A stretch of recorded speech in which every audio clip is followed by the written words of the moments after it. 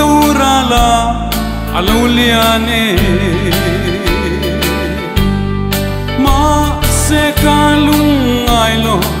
zamhel reng kapulava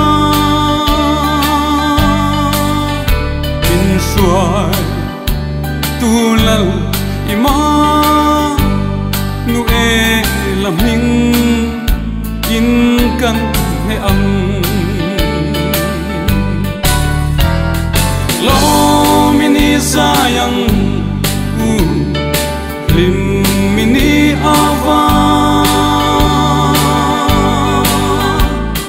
kan laming in kan ne nia sengang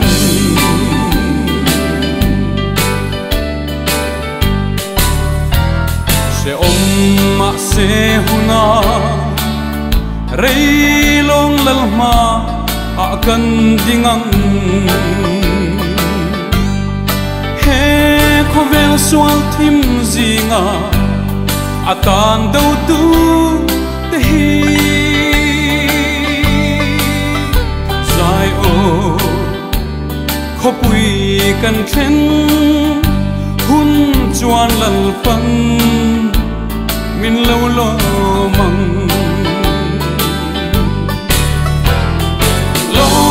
mini sayang lim mini ava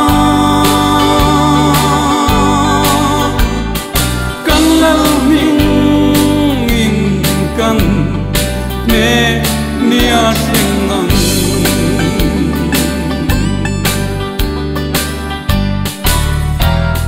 akun le ngi lo theng tur chu oka vangak lel e lei thuam da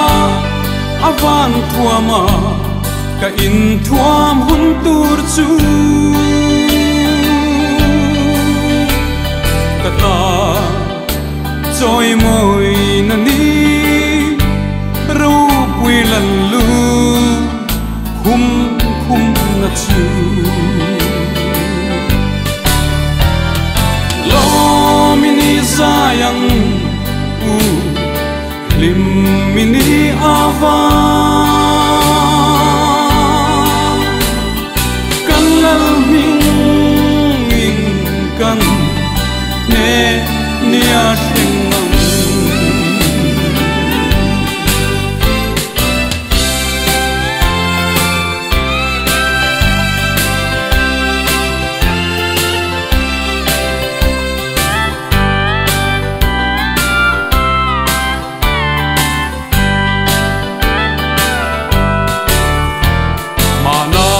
chap le lungai alung duka chen tak te kha o min ha na sai ona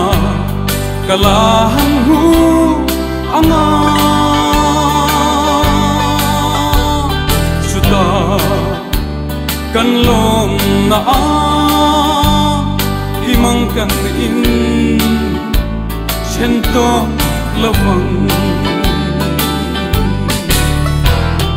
lo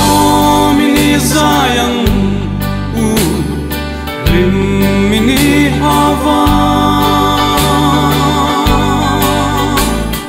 kan lal ming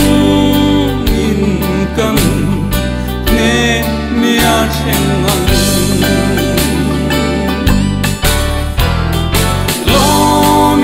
sayang lim